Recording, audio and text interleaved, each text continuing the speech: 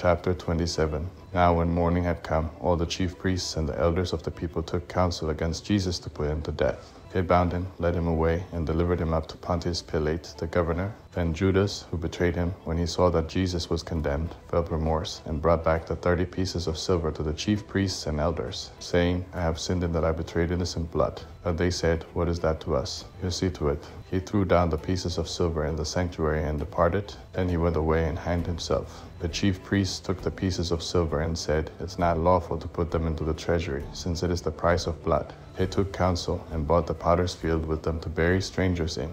Therefore that field has been called the field of blood to this day. And that which was spoken through Jeremiah the prophet was fulfilled, saying, They took the 30 pieces of silver, the price of him upon whom a price had been set, whom some of the children of Israel priced, and they gave them for the potter's field, as the Lord commanded me.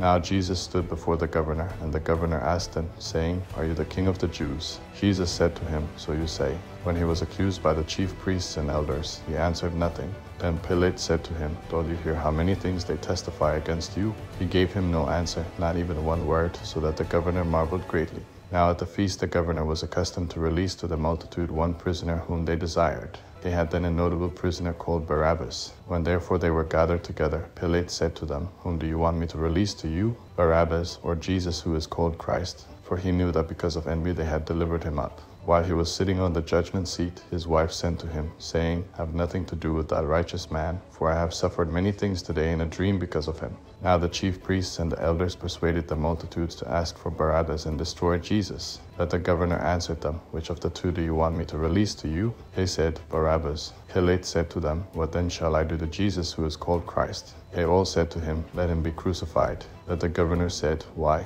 What evil has he done? But they cried out exceedingly, saying, Let him be crucified. So when Pilate saw that nothing was being gained, but rather that a disturbance was starting, he took water and washed his hands before the multitude, saying, I am innocent of the blood of this righteous person. You see to it.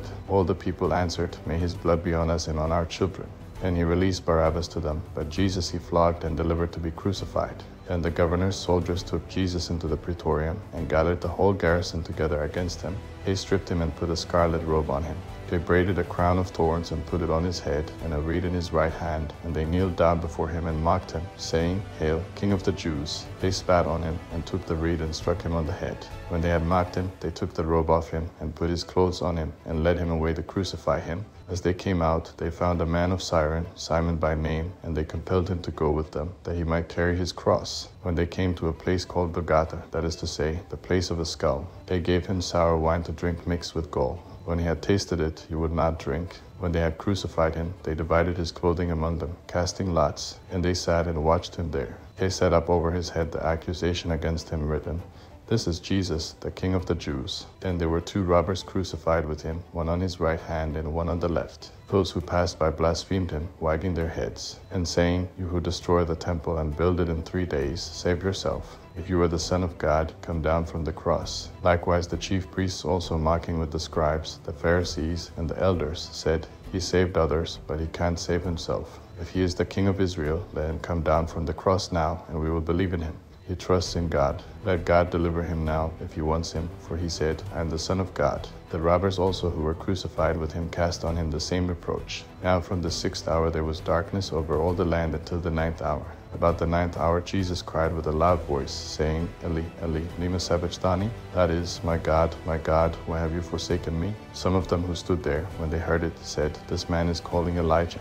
Immediately one of them ran and took a sponge, filled it with vinegar, put it on a reed, and gave him a drink. The rest said, Let him be. Let's see whether Elijah comes to save him. Jesus cried again with a loud voice, and yielded up his spirit. Behold, the veil of the temple was torn in 2 from the top to the bottom. The earth quaked and the rocks were split. The tombs were opened, and many bodies of the saints who had fallen asleep were raised. And coming out of the tombs after his resurrection, they entered into the holy city and appeared to many. Now the centurion and those who were with him watching Jesus, when they saw the earthquake and the things that were done, were terrified, saying, Truly this was the Son of God. Many women were there watching from afar, who had followed Jesus from Galilee, serving him. Among them were Mary Magdalene, Mary the mother of James and Joses, and the mother of the sons of Zebedee. When evening had come, a rich man from Arimathea named Joseph, who himself was also Jesus' disciple, came. This man went to Pilate and asked for Jesus' body. Then Pilate commanded the body to be given up. Joseph took the body and wrapped it in a clean linen cloth, and laid it in his own new tomb, which he had cut out in the rock.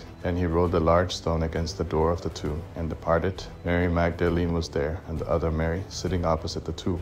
Now on the next day, which was the day after the preparation day, the chief priests and the Pharisees were gathered together to Pilate, saying, Sir, we remember what that deceiver said while he was still alive. After 3 days I will rise again. Command therefore that the tomb be made secure until the 3rd day, lest perhaps his disciples come at night and steal him away. And tell the people, he is risen from the dead, and the last deception will be worse than the first. Pilate said to them, You have a guard. Go, make it as secure as you can. So they went with the guard and made the tomb secure, sealing the stone.